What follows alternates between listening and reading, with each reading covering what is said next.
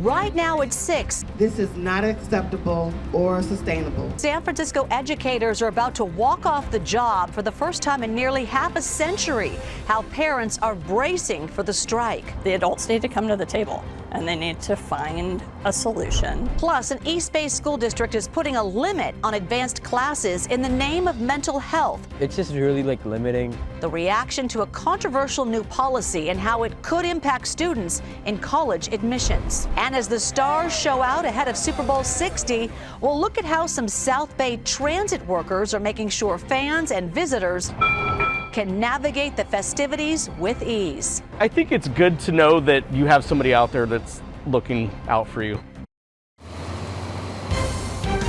This is CBS News Bay Area with Juliette Goodrich. Good evening. Thanks for joining us at 6. Thousands of San Francisco educators are preparing for their first strike in nearly 50 years. And today, the union gave notice. Teachers and staff could hit the picket lines Monday, barring a last-minute breakthrough. And after months of negotiations, the union and the district remain deadlocked on key issues like teacher pay. Our Brad Hamilton looks into how families are getting ready to deal with the strike's impact.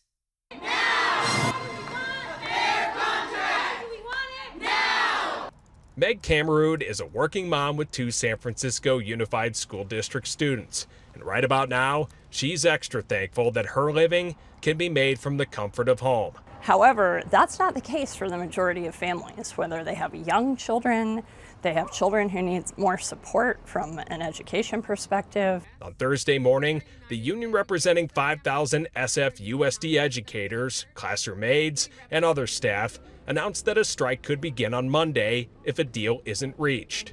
The core disagreement, pay and benefits. The union is asking for a 9% raise over 2 years and fully paid health care for dependents. The district countered with a 6% raise over 3 years. Meanwhile, an independent fact-finding report recommended a 6% over 2 years raise and said the district can't afford health care for dependents long-term. The teachers union president says that's just not good enough. So what we're looking for is something that doesn't cost selling out students or selling out members in order to make an agreement. The district, meanwhile, says its focus remains on getting a deal done and keeping schools open. And really working with them on coming to an agreement that honors our educators and the hard work and the value and the support that they provide students every day, while also making sure that we keep the school district on a path of fiscal solvency. Mayor Daniel Lurie checked in, calling on both sides to keep talking. What I want everybody to do is, for the next 3-4 days, is to just sit down and continue the conversations. Our kids and our working families deserve that. As for Meg, she's ready to adapt to work with kids at home. But her hope is that the leaders at the negotiation table remember that there are plenty more families who just don't have that same flexibility. The adults need to come to the table, and they need to find a solution and take care of the teachers, but also take care of the kids. Again, talks just got underway between the teachers union and the school district. Talks could go into the weekend, and school officials were hesitant to lay out those contingency plans in case that strike begins on Monday. So footage from KPIX archives shows the last time San Francisco teachers went on strike in 1979. That strike lasted nearly 7 weeks. It is not just San Francisco. Within the last 2 hours, Dublin Teachers Union announced its members overwhelmingly approved a strike. The union says the main sticking points include class sizes, special education caseloads, and health care. Negotiations between the union and the Dublin Unified School District will continue before any strike would happen. All right, turning now to Super Bowl 60. We are just 3 days away from kickoff between the Seahawks and the Patriots. And check this out. Just a few minutes ago, the crews at Levi Stadium were, testing out some pyrotechnics. But tonight, the biggest party is in San Francisco. And of course, our Ryan Yamamoto is live outside of one of the most anticipated events of Super Bowl week. Hey, Ryan. Hey, Jules, football's biggest names are out here tonight at the Palace of Fine Arts for the NFL Honors Night. This is the award show where the league gives out recognition for all the best players and performances of the season. And when you think about the 49ers season, you have to think about Christian McCaffrey. He is up for a slew of awards tonight, including MVP and Comeback Player of the Year. His teammate, linebacker Curtis Robinson, says he deserves all of that and much more.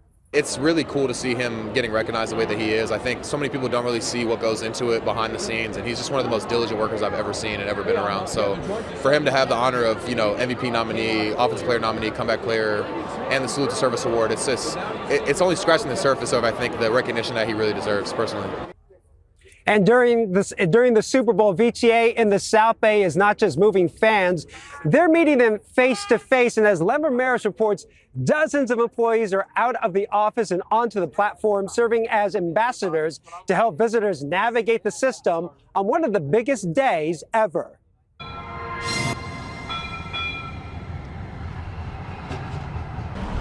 Meet John. Most days, John's job is behind a desk, eyes on monitors, planning VTA's bus and rail lines. This is a little bit different from my day job.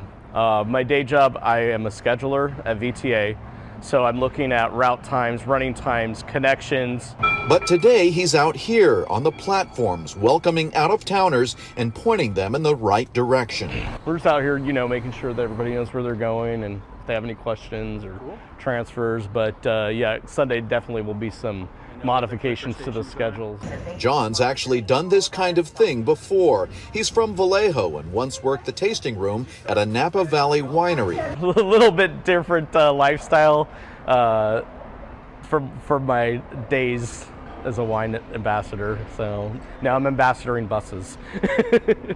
VTA Light Rail is the only public transportation that takes fans right to Levi Stadium, with key connections to BART at Milpitas and Caltrain in Mountain View, making it one of the easiest ways to get to the game. And this Sunday could be historic. We're expecting record ridership this time of about 25,000.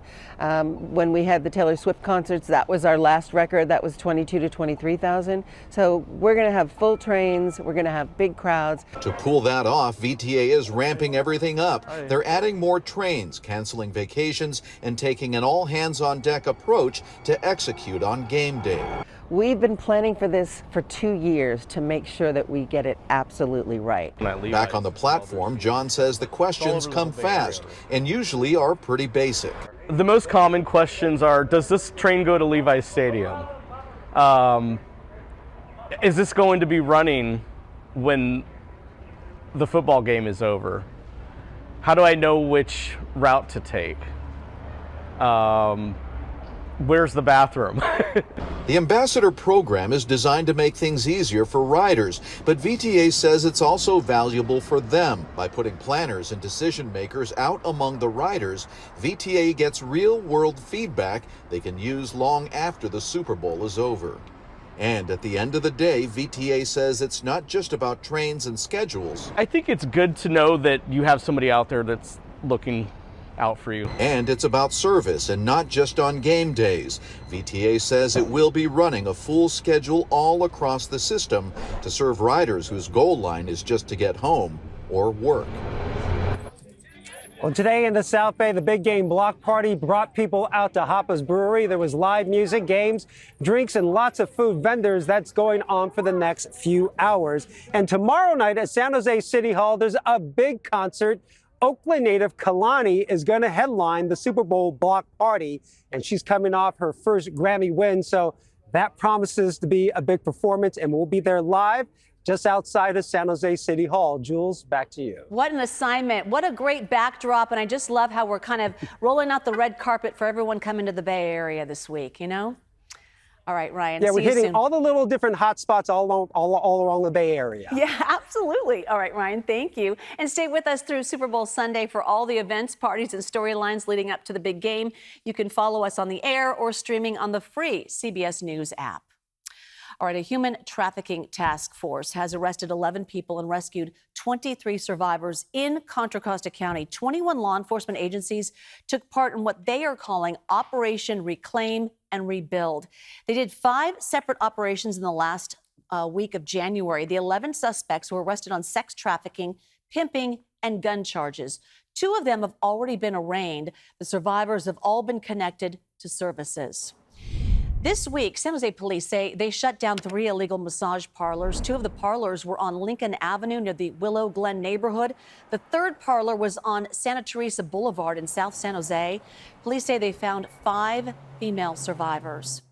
And in San Francisco, 2 men have been charged with pimping in separate human trafficking cases, both of those cases being prosecuted by San Francisco's Human Trafficking Task Force. 2 teens have been charged in a triple shooting that killed a 15-year-old girl near a San Francisco playground.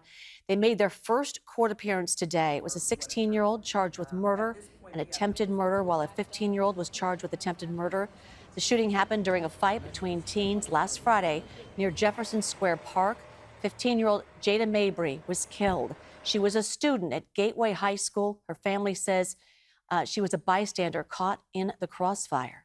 This is even more tragic when we talk about a 15-year-old life. She was a high school student in our city that ran track. She was a part of a track club.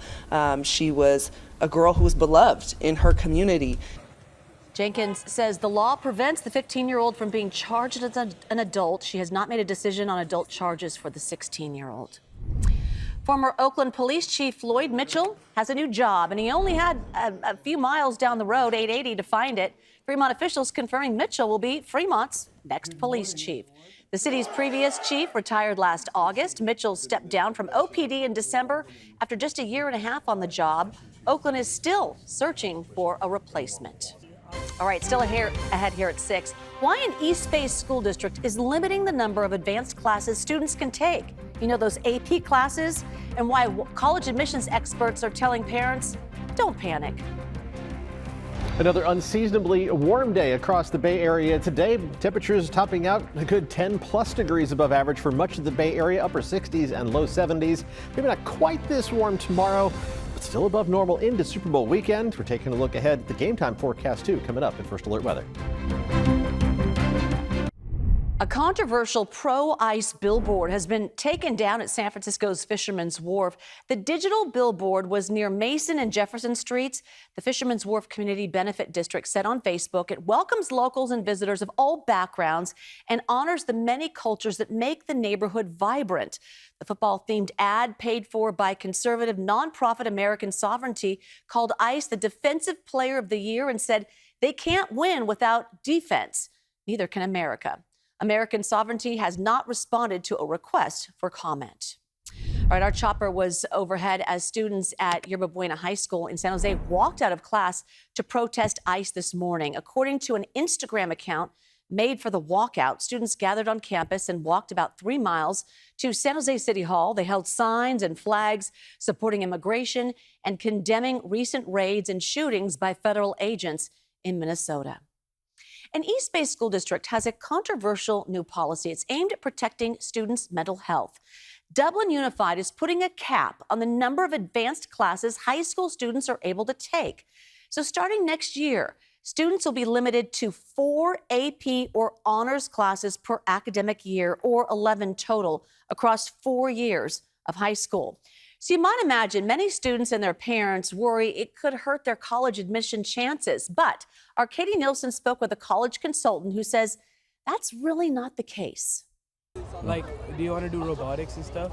Yeah, something related to that. So you want to take like AP physics, honor, like a bunch of. Addy and his friends are all freshmen at Dublin High School, and they're planning to take AP classes starting next year.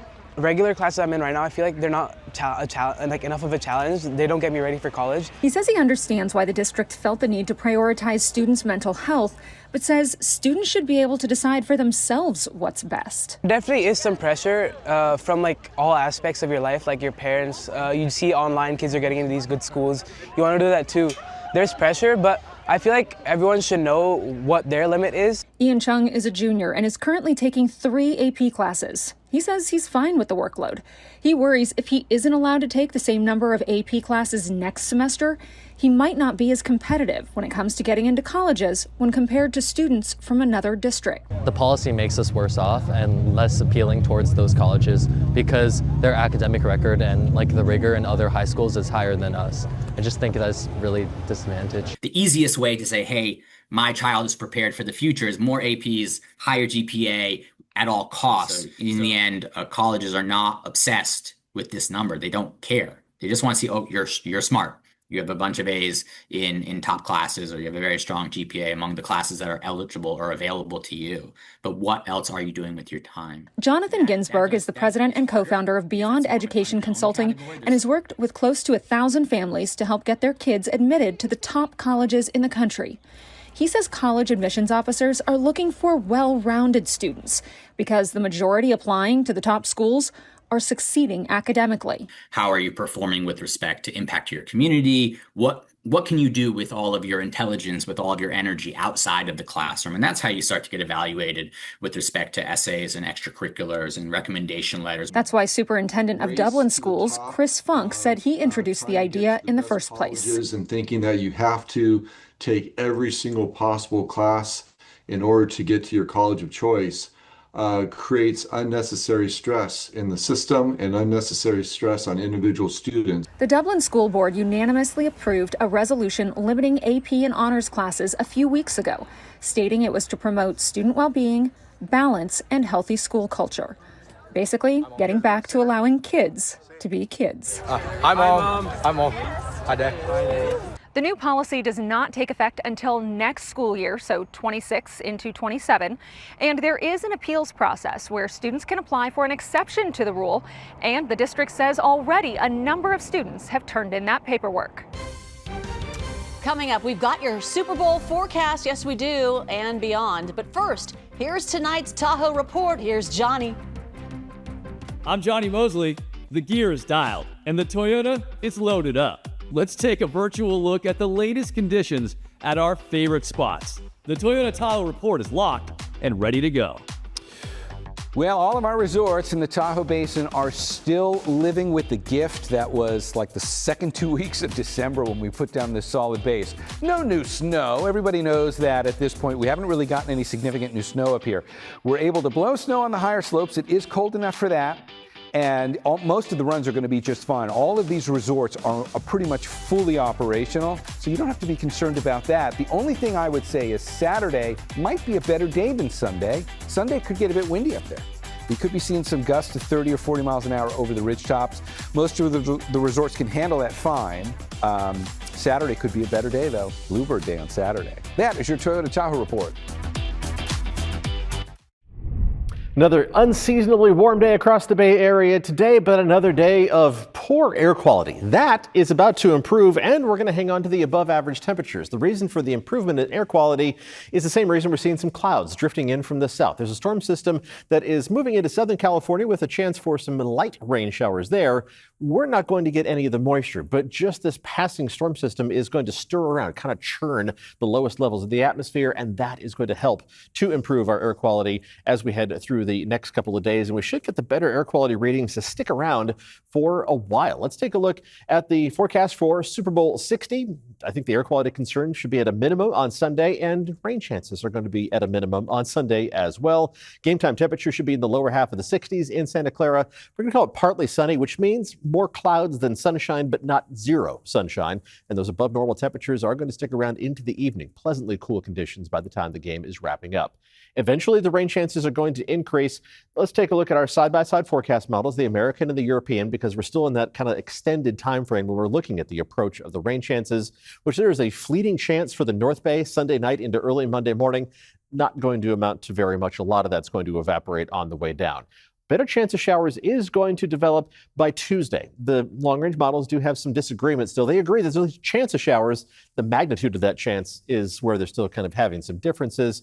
But we're adding a chance of scattered showers to the forecast for Tuesday, and at least a possibility of showers to the forecast on Wednesday. This is where things really diverge. American forecast model, widespread rain and some welcome snow for the Sierra. European forecast model is high and dry. We rely on ensemble forecasts at this time frame, which means we take the same forecast model and run it a few dozen times to see kind of the range of possibilities. And there's a decent chance of showers on Wednesday. While the American forecast model hangs on to those showers on Thursday, I think that's the time frame we're more likely to dry out a little bit. But again, just the passing of this first storm system, enough to improve our air quality to a mix of good and moderate readings tomorrow. We should be good across the board Saturday, Sunday, and into Monday. Right now, looking towards downtown, we're seeing increasing clouds overhead. Temperatures are still warm, upper 50s in Livermore. Everybody else is still in the low to mid 60s, unusually warm. And despite the presence of clouds early in the day, temperatures are going to warm up once again into the upper 60s in Dublin, which is where we find our adoptable dog of the day. Kind of a concerned look for Iris here, but she's got plenty to be happy about. Those morning clouds giving way to afternoon sunshine. I'll put up a link to her adoptable information right after this weathercast. Let's take a look at the forecast highs for tomorrow, which are still going to be unseasonably warm, just not quite as warm as the readings that we had today. Still at or above 70 degrees in the Santa Clara Valley, 71 degrees in San Jose, is a full 10 degrees above normal. Temperatures into the upper 60s to near 70 east of the Oakland Hills. Finally, the Thule fog relaxing its grip. Mid to upper 60s around the bay, low 60s at the coast. Back into a pattern where coastal communities are going to be a little bit cooler with mid to upper 60s and some low 70s as you go farther inland in the North Bay as well. Temperatures will gradually decline as we head through the weekend, but we don't get back to near or below normal levels until the middle of next week. That's when the best chance of showers is going to head into the Bay Area Tuesday and Wednesday. Total amounts still very much up in the air. Even the specific rain chances still very much up in the air, but at least there are signs that we're going to get back into more of a typical February weather pattern by the middle of next week. Shout out to you, because I think about maybe 20 days ago, I said, how is the Super Bowl forecast going to be? And you said, there's a chance it's going to be nice. Yeah, there's always a chance. Your favorite word, Telling chance. me there's a chance. Telling you there's a chance. All right, thank you. When we come back, we're going to have truly wild Super Bowl predictions from residents at the San Francisco Zoo.